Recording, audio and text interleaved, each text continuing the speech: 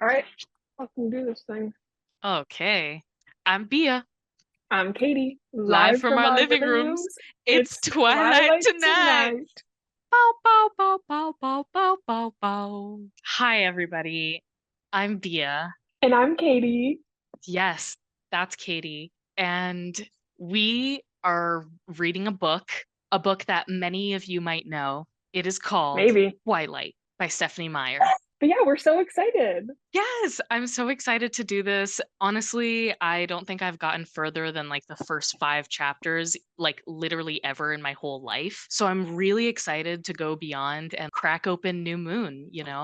I've had the box set since I was 9. Well, that's what I was going to say. I was 9 when I got my first copy. I had a babysitter. She was so cool. She loved to read. And she like gave me her copy of Twilight. Oh And my I was God. 9. I shouldn't have been reading Twilight, but my mom didn't give a fuck.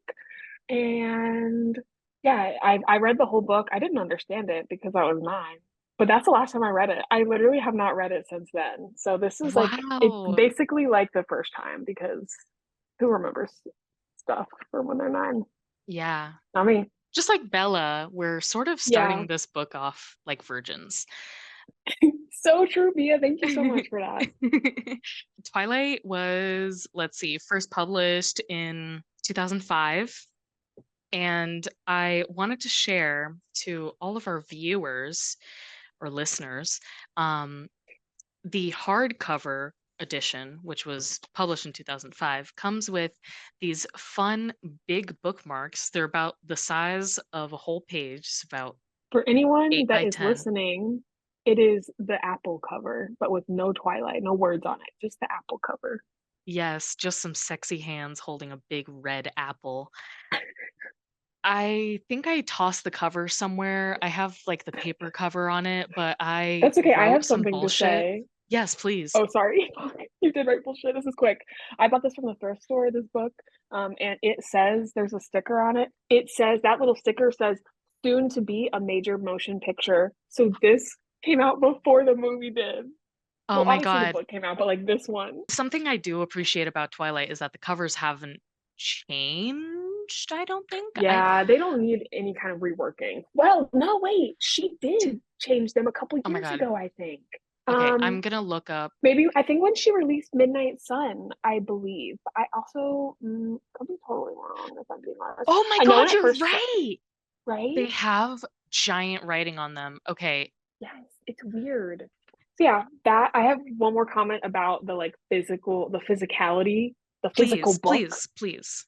So back to that babysitter that gave me the book. I was 9 and I was like learning words.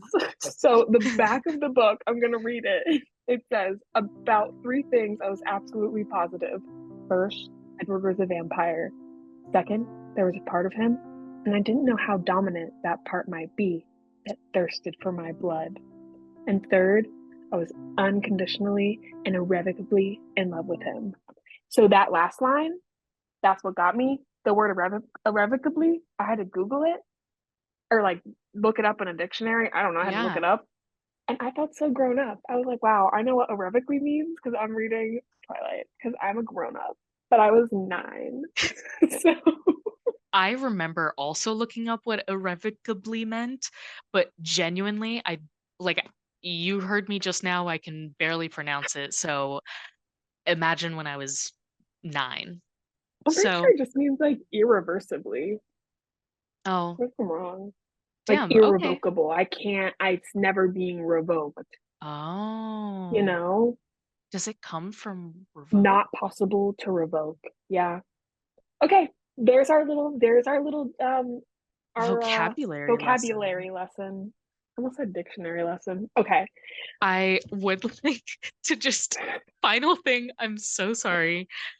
This is my original cover from when I was 9. So I wrote Silly Goose with a little emoticon with the tongue sticking out.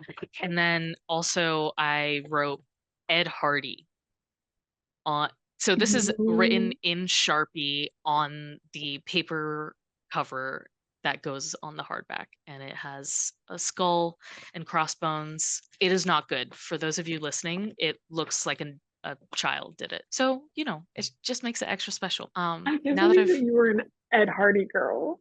Oh my God, I loved Ed Hardy. I That's loved everything amazing. Ed Hardy. That's that actually makes a lot of sense, but it's just The hilarious. bling. Okay, guys, but here's what we're actually here for is a chapter by chapter breakdown of Twilight. We're really excited about it. We're here with the first chapter. We're gonna see how it goes. This is our first podcast, so Yes, I'm so give us some excited. grace. So, chapter one is called First Sight. Actually, before chapter one, there is a quote and then also a preface. So, the quote before the everything starts is, "But of the tree of knowledge of good and evil, thou shalt not eat of it. For in the day that thou eatest thereof, thou shalt surely die." Genesis 2:17. So obviously, like the tree of knowledge and good and evil, like that's the apple that Eve bites into, and like that's her like becoming not pure anymore, and becoming not pure, losing your virginity. Um, Spoilers, Bella does lose her virginity eventually. Something else was I noticed that it's not just the tree of good and evil, but rather the knowledge of good and evil. And so it's sort of like Bella is coming from this place where she is very sheltered. And now that she's going to Forks, she is like meeting a lot of bad people. If you know, I'm particularly thinking about like the creepy guys that come up to her in the parking lot. Like this is way further ahead. Like this is really just like I don't know. I watched the movie recently, so I can't help but compare it to that. Well, I Um, do think in a lot of ways she comes to this place. She kind of knows she's not gonna like it. She knows it's gonna be evil for her, you're right. but she still, she eats the knowledge She of serves. forks. I don't know. I think this isn't gonna make sense, but like No, she it just she that does. she she does a lot of things that does put herself in danger, but also she's just a little young girl in love, and we can't hold that against her. Maybe We we really can, can't. but that is definitely. Also, I just want to say one thing. Stephenie Meyer, she's Mormon, so she's throwing in those quotes, those Bible quotes, right from the beginning. Specifically, this version of the Bible quote is from the King James version, and that's Mm. the most pop. The Book of Mormon uses a lot of quotes from King James version specifically. Yeah, so um, pretty cool. yeah, I think there is a lot of foreshadowing. Stephenie Meyer loves a little foreshadow. She's good at She it. She does. she she kills it. This whole chapter, the whole first chapter, I'm like, whoa, Mhm. whoa, whoa, whoa, oh my god, oh my god, oh. So Yes, lots yes, me of too. lots of foreshadowing, lots of just like also being like, oh, it's a book about vampires. Ha ha ha, vampire reference, but Bella doesn't know. Um, Yes. so the preface is basically just a scene about Bella being in a long room with a hunter, and she's dying in the place of someone else, someone that she loves. So this is another moment of like, is she foreshadowing something? She's preparing us for something scary with a hunter. Yes. A So like hunter. that's what we're getting from that one. The very last line says, "The hunter smiled in a friendly way as he sauntered forward to kill me." And the word sauntered reminds me of a deer, and the movie starts with a deer being killed. So pretty cool So how they true. transferred that over to the movie. But yeah, we start with chapter one, first sight, and this is where we meet our main character, Bella Swan. And the book is from her perspective, so we're getting her thoughts, her view on things, and I think we got to keep that in mind. She's the narrator. She could be a little biased at points, but we love her all the same. Yeah, she's leaving Phoenix. She's coming to live with her dad, her mother. Should we talk about her mother? Her mother, she describes her as harebrained. I thought that was very nice way to describe her mother. I was gonna say it seems like Bella did a lot of the, for lack of a better word, adulting for her mother as a young child. She literally says, "How could I leave my loving, erratic, harebrained mother to fend for herself? Of course, she had Phil now, so the bills would probably get paid. There would be food in the refrigerator, gas in her car, and someone to call when she got lost. But still, Bella is 16 years old.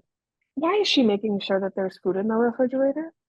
It's absolutely crazy because when we think about it, Bella is leaving because she's overanalyzing her mom's emotions and she's just like, "Oh, my mom's not happy like when I'm here because she wants to travel with her boyfriend." And she's put that on her shoulders. Like it's her responsibility to make her mother happy. Her mom can wait 2 years when Bella goes to fucking college and then go out with her minor league baseball boyfriend. Literally, minor league. Like, what do you well, like, what how much traveling are you really I mean, I don't know. Like, I don't know Sound off in either. the comments.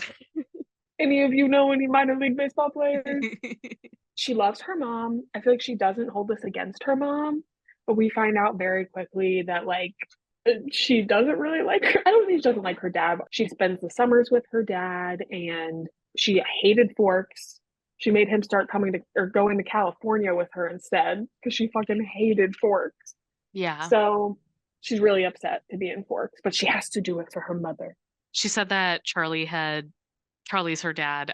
He had already registered for her for high school and was going to help her get a car. And I was like, "Oh my God, that's so sweet." And then I was like, "Wait, that's actually bare minimum." But I don't know. It's also cop behavior. He won't let her have one day of truancy. He won't let her have one day off to adjust. You are so funny for that. No, I mean, honestly, kind of true because when I first moved to the US, I actually waited like 9 months before I started school Okay, because maybe it that's a was too pregnancy. long. I arrived in January and I was a year behind. Like, I was a year too young. Oh my God, running out of time. Do you want to talk about like how Stephenie Meyer is sort of weird about money and says that Bella is like lower income, but sh I think that I can say something quick about it because I do think it's weird. And I don't know if it comes up weird. more in the book, but like, yeah, yeah. Do you want to start it or do you want me to? Yeah, I mean, so on page 6, she said, "My mom and I had pooled our resources to supplement my winter wardrobe, but it was still scanty." And I don't know, I might be a little bit ahead there, but this kind of sounds like her mom and her have to both have jobs and they don't have a lot of money and so they're putting all their money together. And then previously, like I think like a couple pages before it talks about how she's spending 2 weeks every summer in California.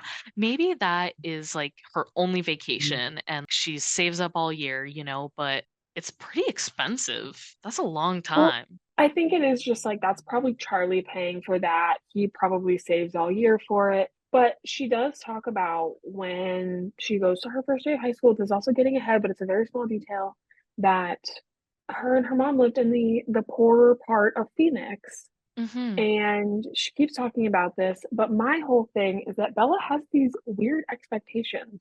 And I feel like this comes from Stephenie Meyer, not necessarily growing up poor or lower income. I think she grew up like middle class. I don't know her whole thing, but I think that she just keeps talking about when Bella gets here, she's like, "Oh, and I have to share a room, or not a room, share a bathroom with Charlie." And I'm like, most kids share a bathroom. I shared a bathroom with two of my siblings. Like, Yeah, I I feel shared a like that's a bathroom with my whole very family. no, I was Oh, just like there are just a lot of contradictions with her, and that could just be a teenage girl thing where you're like, "Oh, I want my own bathroom, but yeah. I don't want to share with my dad." But there are just like weird contradictions with the car. Then she's like, "Oh, well, I'm gonna how cheap is cheap?" With when she's talking about the car that Charlie's, talking about. He's like, "Oh, I bought it for you," and she's like, "Wow, I didn't expect that." I don't know. It is just interesting how there's like she expects her own bathroom, but she didn't expect him to get her like transportation to get around. It is just Yeah, confusing me. And I think maybe it's just a weird you're right. Like, I wanted to say that maybe the bathroom thing might be she just doesn't want to share a bathroom with a boy. Well, I feel like we're getting maybe a little bit ahead of ourselves. I So know. she flies into Phoenix and she says that or not, she flies from Phoenix to Seattle, and then she has to take another small plane and then a bus and blah blah blah. She meets up with her dad, and he's like, "Hey, I got you a car and it's really cheap." And she was like, "Whoa, what kind of car?" And she said, "I was suspicious of the way he said a good car for you as opposed to just good car." So turns out it's a really old car that Charlie has got for free from, or I don't know actually if it's for free. Well, he got it from Billy Black. Billy Black is, He's an old friend of Charlie's. yes, thank They you, used thank to you. go fishing together with Bella.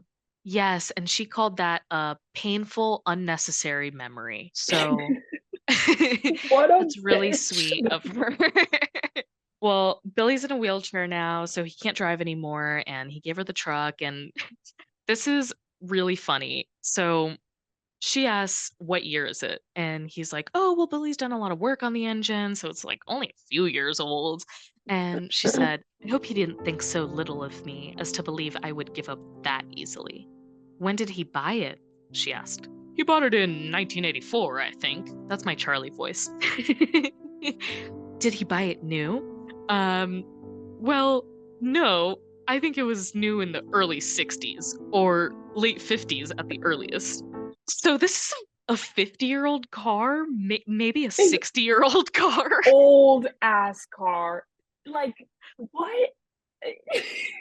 So Such an funny. old car. Such an old car. And honestly, I don't even know if they use that old of a car in the movie. That car in the movie looks like it's maybe from, I don't know, maybe the 80s. She says to her intense surprise, she loves it.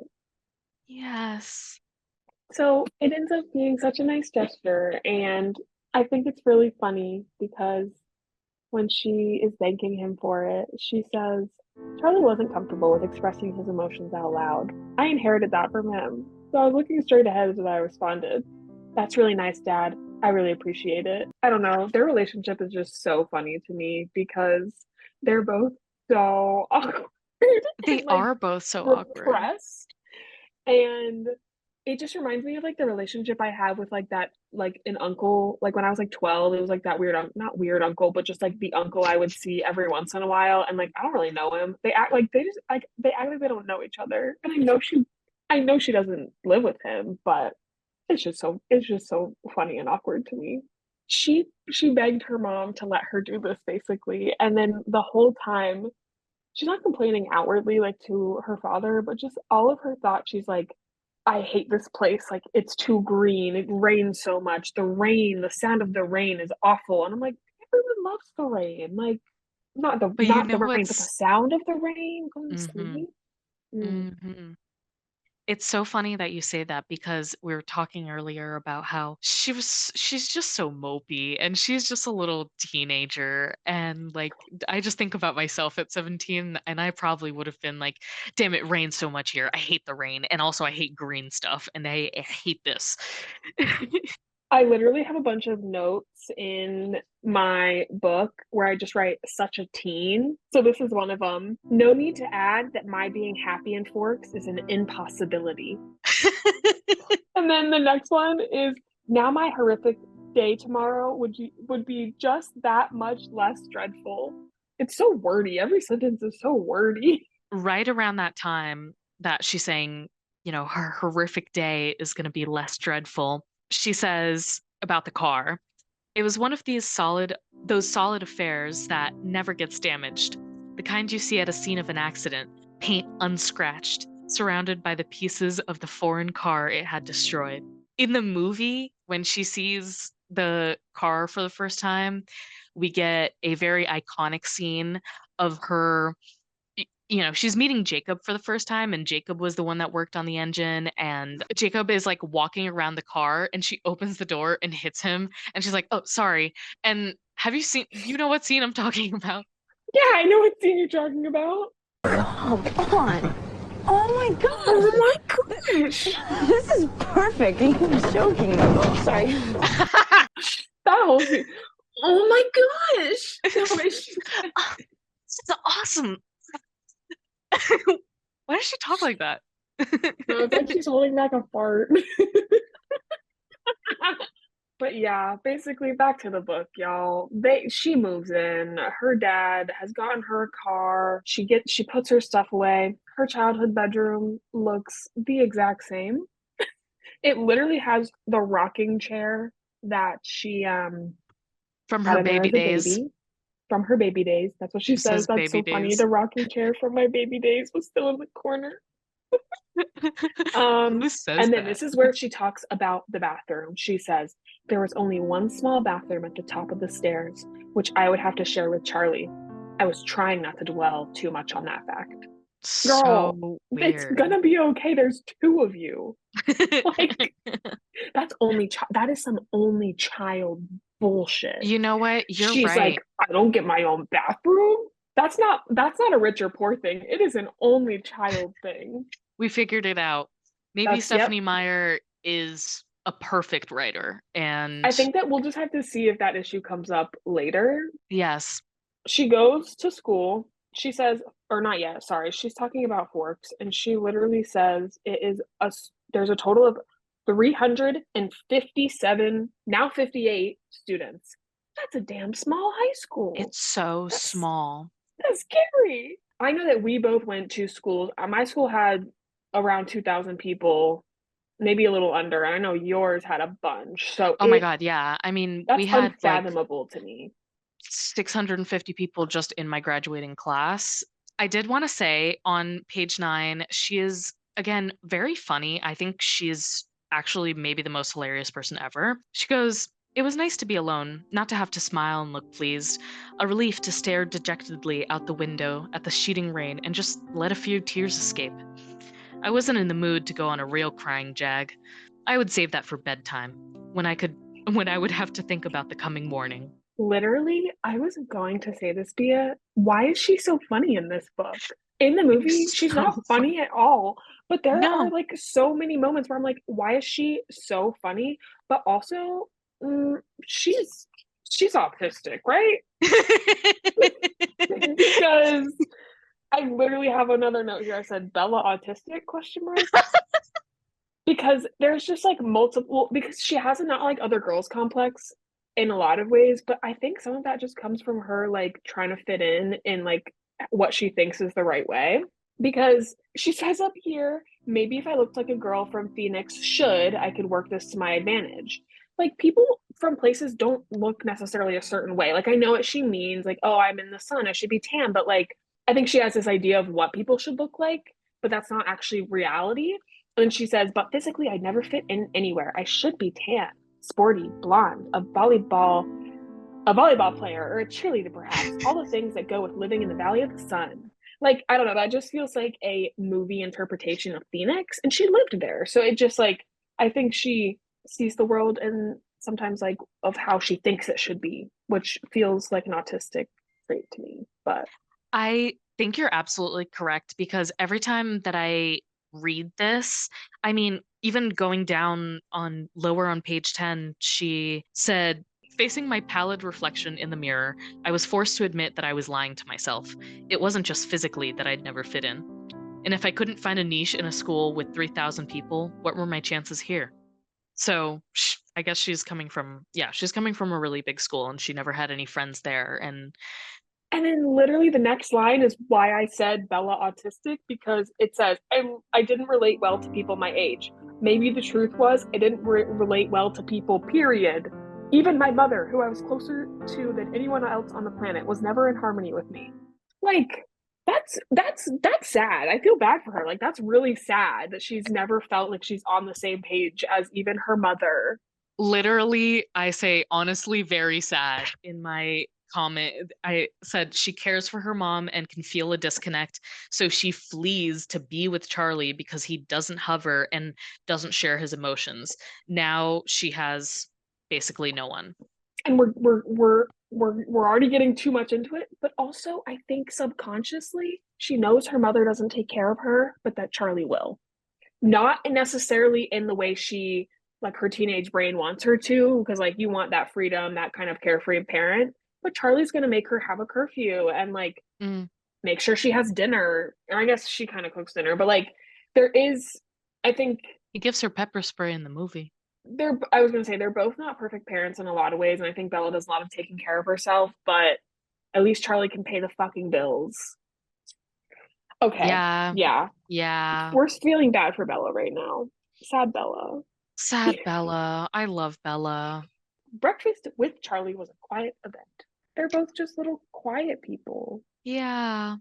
And she notices after Charlie leaves, she kind of has a little moment to look around and she notices that everything in his house is exactly the same. I mean, we saw that before in her room, like the rocking chair from her baby days is still there, but the cabinets that her mom painted bright yellow are still painted like that, and he still has his wedding pictures, or one wedding picture, or not wedding when they went to Vegas. I think that's No, what it was. first a wedding picture of Charlie and Mom in Las Vegas, then one of the three of us in the hospital after I was born, followed by the procession of my school pictures up to last year's. So, like, it's very basic. Weird. She literally says it was impossible being in this house not to realize that Charlie had never gotten over my mom. It made me uncomfortable. So Yeah. fair. Like, so, so fair. Your two parents living in fully different realities about their relationship is like weird. Charlie really is such a lonely guy, I feel like. And man, there was one Makes me point in the movie that I cried, and it was when Bella left. because literally Bia, the not my 9-year-old brain, the one thing that I vividly remember from this book is it's later down the line, but it is when she leaves, and it's like it is ingrained in my brain. It's so fucking sad because he is a lonely man and he's so happy that Bella is here and he can't express that because one, he doesn't know how to, but also he can't because it would scare her away. So Yeah. like he does it in his own way by getting her a car that's going to be nice and keep her, protected. Yeah. I don't know. I just think that I have a really big soft spot for him.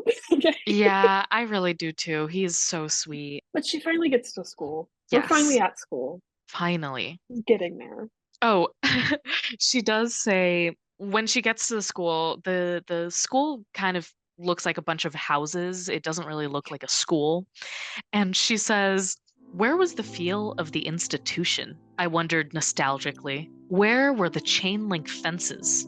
The metal detectors? Girl, what? That's fucking hilarious though. Okay, Stephenie Meyer has some funny ass lines in here because Phoenix, imagine a 2,000 plus student, or 3,000, I think, plus student population in Phoenix.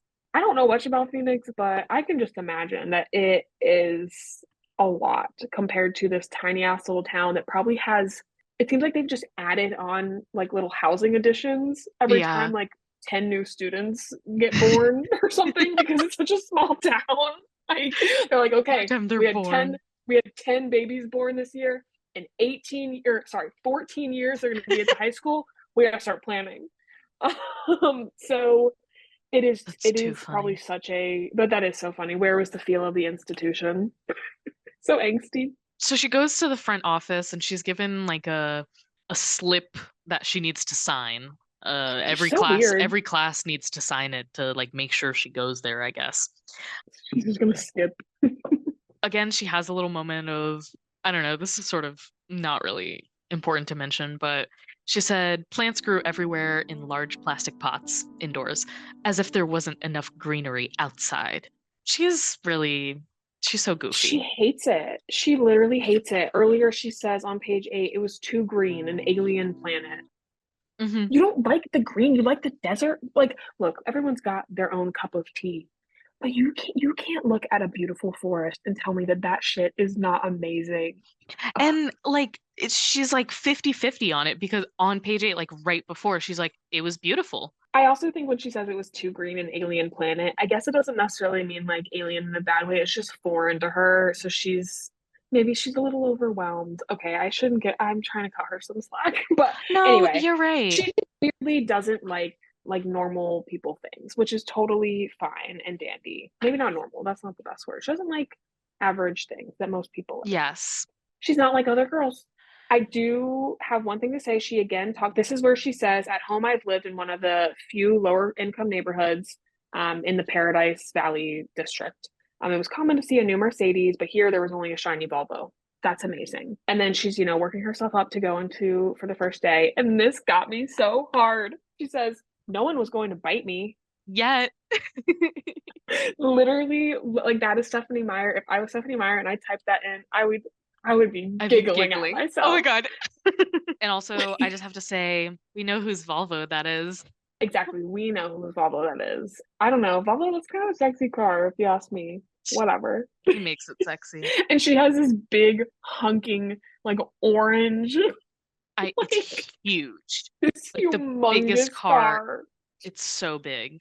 It's so funny. But yeah, she goes in, she has her classes. She talks a lot about how like adults will like hear her name or like, meet her and they're like in the town because she's the police chief's daughter. So I do kind of get the like, even like outside of just the newness, she is just the police chief's daughter. And also, he was excited. Maybe he told everybody. He probably did. I mean, those of you who've watched the movie or read this before, I mean, he goes to this diner so often, and everyone in the town goes to the diner. So he's probably just telling everyone, oh, yeah, my daughter's coming.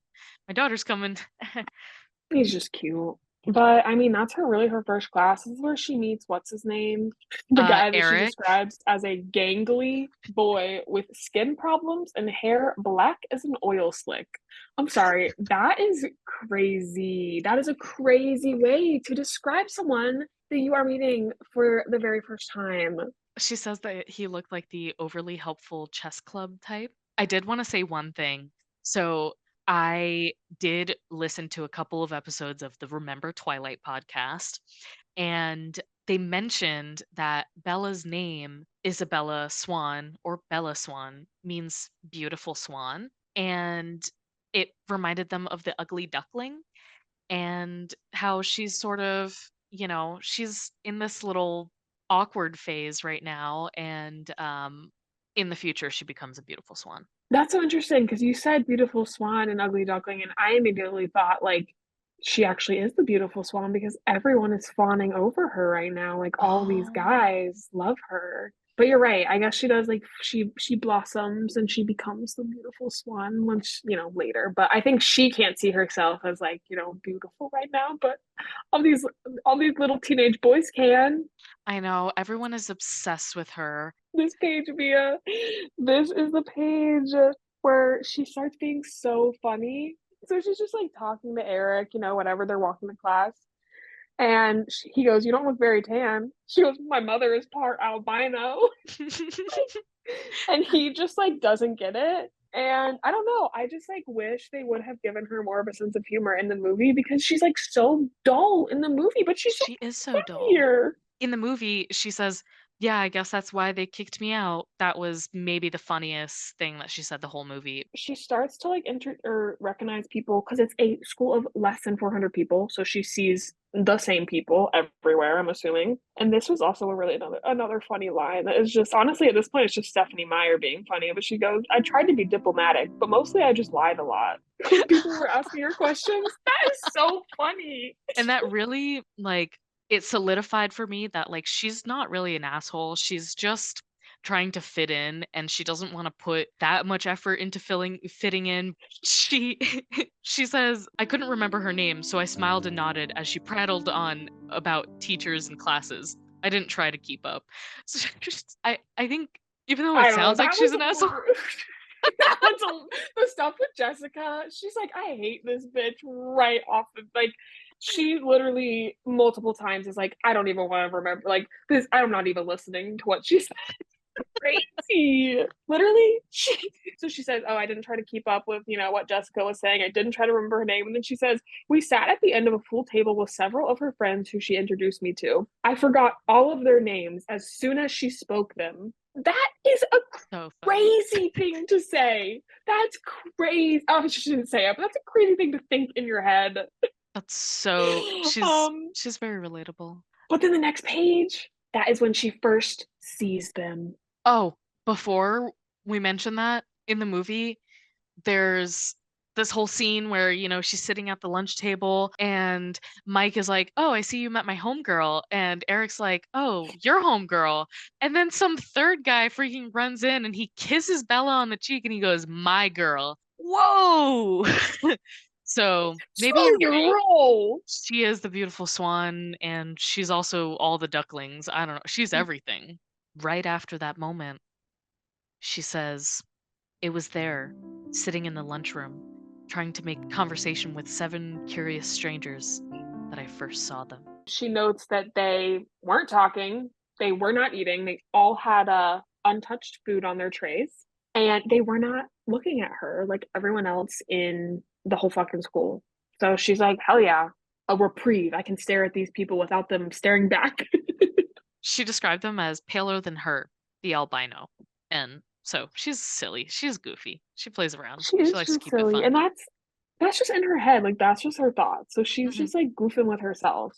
And then okay, in this is another, like, not in the movie reference, but, in the book, they say they also had dark shadows under those eyes, purplish, bruise-like shadows. Thank God they didn't include that in the movie. That's freaky. Why does everyone in this fucking high school not know that something is wrong with them? Are they sick? Why do they have bruises around their eyes? I'm glad that they didn't put that in the movie.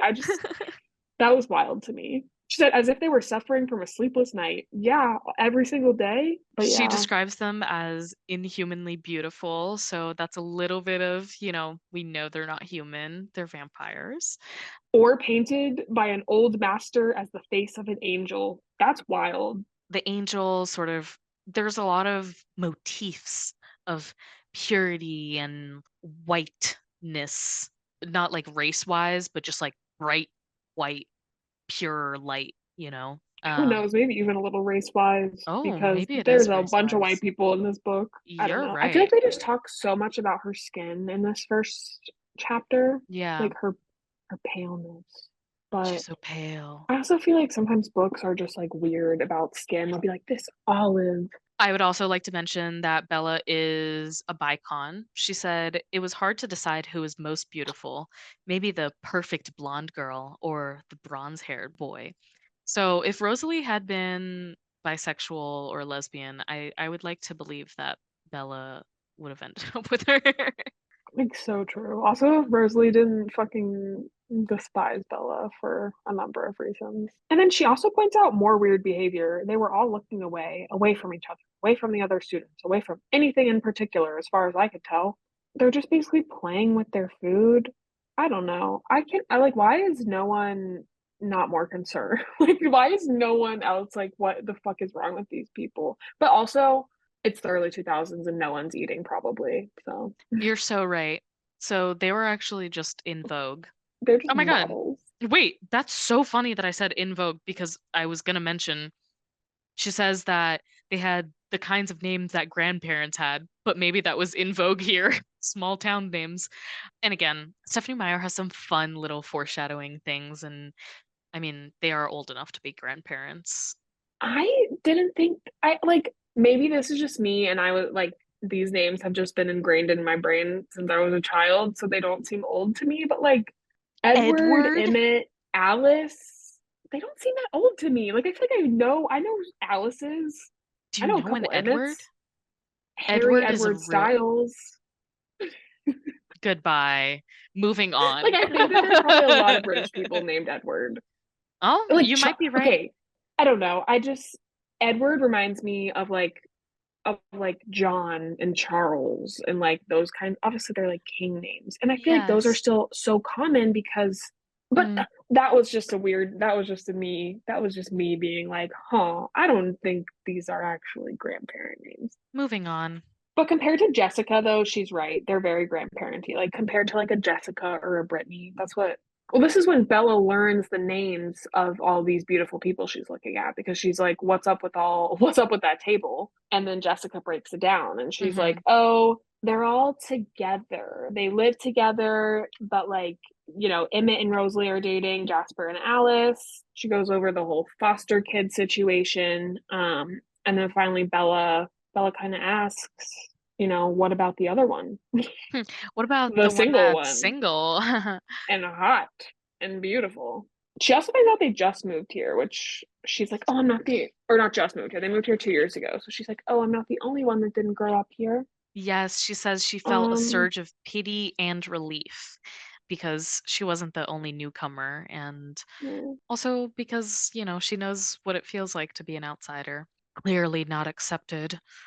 Uh, she said she bit her lip to hide her smile, and it was just really funny because in the movie, like, it doesn't seem like she's hiding her smile. She just is biting her lip. She's just like, so after lunch, she goes to her biology class, and that is where she is sat next to Edward because he is sitting at the only table that has an empty seat next to it. She noticed that his eyes were coal black. When I looked up the meaning of coal black, it represents hidden secrets. So that's a fun little, he does And have you hidden you secrets. wanna you wanna know something? You Googling that is exactly like Bella in the movie Googling all of those crazy things, like all of the like facts that she's gathering about him. You are her. You are, You're and she's 100% like, correct. black eyes, hidden messages. He's lying. He's a Cold vampire. skin. It is so funny because in the movie, she rents out a book and then opens like to the middle page, does like this, and then she's like, cold ones. Okay, I'm gonna close this book and then go Google it. Like literally, she travels all the way to Port Angeles just to Google it.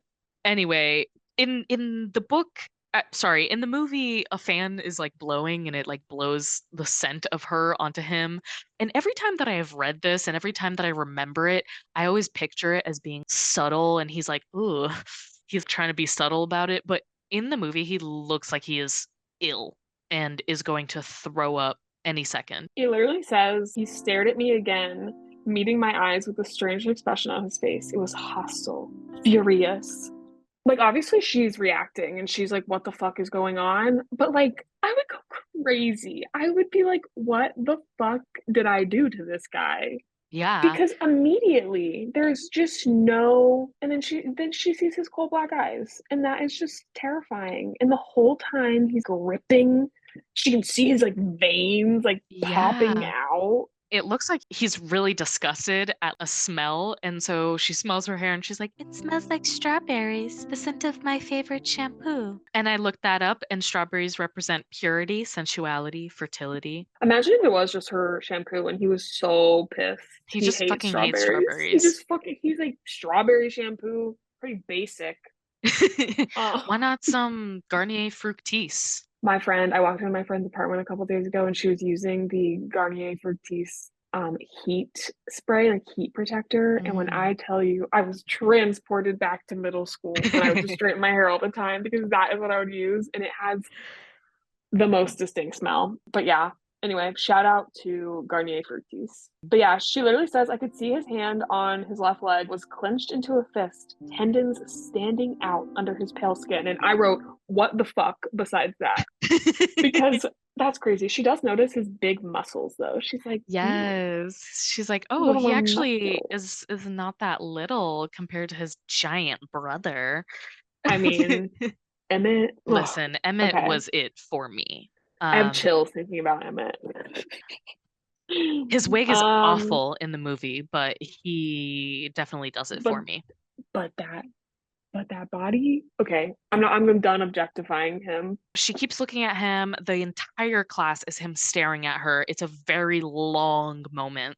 She said, it couldn't have anything to do with me. He didn't know me from Eve. I have something to say about this. Okay.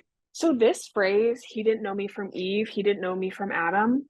I don't know what it is. I literally grew up in the South. You would think that I would have heard this before, and maybe I'm just dumb and stupid and never picked up on it. But in the past, maybe year and a half, I see this phrase and I hear it everywhere. And I know that's like an effect. It's like a thing that LOL. I've seen that phrase everywhere, and I swear to God, it's just I don't know how I didn't know it before, and now it's everywhere, and it's been just driving me crazy. And the fact that it's right here in the first chapter. I have only ever heard this phrase in my friend saying it, and he said, this person doesn't know me from a can of paint. And I was like, oh, period. I've never heard that term. And he was like, oh, you've never heard that term?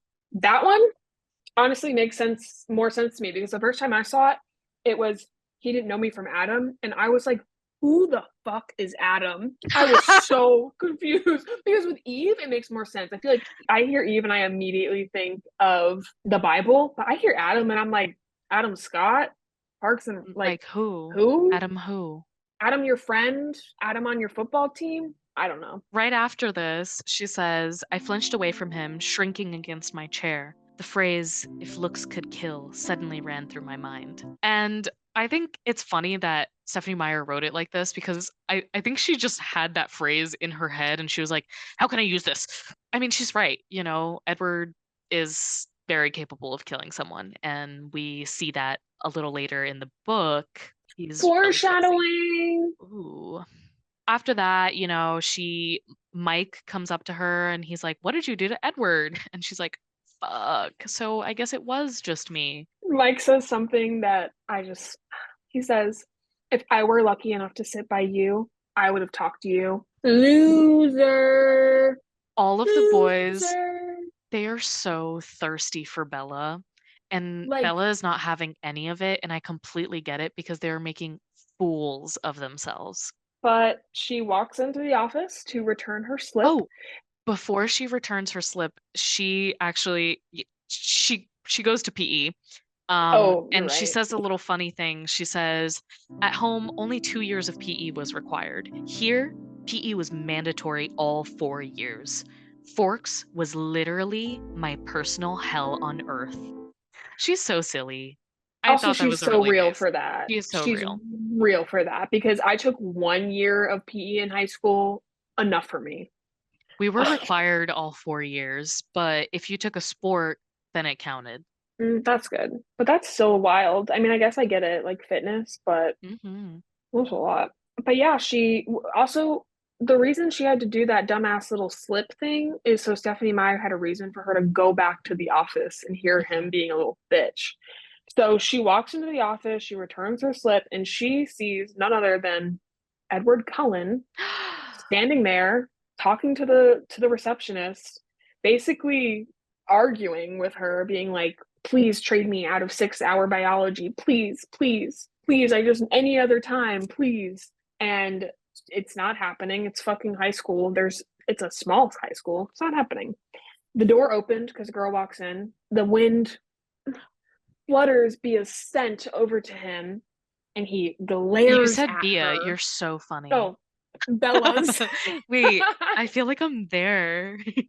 But yeah, his back stiffens. He turns slowly to glare at her. Literally, she says, with piercing, hate-filled eyes, what the fuck did I do to this guy? She literally says, for an instant, I felt a thrill of genuine fear raising the hair on my arms. So Honestly, I kind of get it. Kind of sounds like a little bit hot. I was literally gonna say, it's kind of sexy. Like he turns around and he's just pissed to see you, and you're like, for no what? fucking reason. All right, relax, sexy. Come give me a kiss. You're mad at me? Oh, come. I would like to point out that in the movie, when he walks away, she just walks right behind him. And so she does not turn in her slip in the movie. She just walks away. That drives me crazy, actually. Yeah, it did. It was really like Stephenie Meyer created a whole plot device and you didn't even finish out the device. You didn't even like finish it out. Like she finished it out in the book because it would have been so easy saying, "Oh, here you go. Sorry, I gotta run." So ridiculous. He literally says, "Never mind then. I can see that it's impossible. Thank you so much for your help." And he disappears out the door. She's asked about her day and she's like, it was fine. She goes to her truck and she's like, oh my God, you know, she has this safe haven. And I think it's really sweet that her safe spot is the truck that Charlie gave. Also, it's a truck that has no tint on those windows, so everyone can see in. Yeah. Which, like, I don't know. I like a little tint on my windows, if you know what I mean. I need to get my windows tinted because I feel like I'm in a fishbowl. Oh, well, mine are clear. It's awful. I feel like it's even more clear than clear. Like it's like, oh, look at me. Like it's like glowing. I can see better out the windows than I can like through my glasses. It's wild. Oh, that's because my glasses are so fucking dirty all the time. For being like so for real. But yeah, she heads back to Charlie's, fighting tears the whole time. That is so sad. I would be sobbing. This guy is just mad at me the whole day for no reason. And it's her first day. And what is she supposed to do? She's going to go back and it's just going to be worse. And that's what her whole year is going to look like, at least for now. Like, that's what she thinks. That's what I would think. I know. I would like to say that she ends it by calling Forks a damp green hole. Sometimes I feel like that. Sometimes I just feel like a damp green hole. However, I do have to say, if it's green down there, you really need to go to the doctor. Oh, no. That's scary. I've just been eating a lot of green frosting. Okay. I'm gonna let you sit with that one and we'll think about it. But yeah, guys, that was the first chapter. We talked a lot. I think we will learn how to get more concise. Actually, I think so too. We promise we'll learn to get more concise. The thing is, my entire life, never been concise in my whole life. Oh. When I tried to summarize, like, you know how assignments in 5th grade, they would be like, okay, can you summarize this paragraph? I would basically just rewrite the paragraph. It was bad. I can't summarize. So that's why we created a summarization podcast. Yes. Literally my entire life I've been told, get to the point. If you have negative feedback, I'm going to ask you to do what we did in college, and you're going to have to give us a compliment sandwich. And you're going to have to say, you guys are so beautiful. You talk way too fucking much, but you have huge boobs. And that's okay. I'll accept that. So thank you, everybody. Because I'll read it and I'll just smile. Just a reminder, I'm Katie. And I'm Bia. And this has been Twilight Tonight. Bow, bow, bow, bow, bow, bow, bow. I have to pee so bad. Go piss, girl. I can't wait for chapter 2. Me too. Okay, All right. bye. Bye.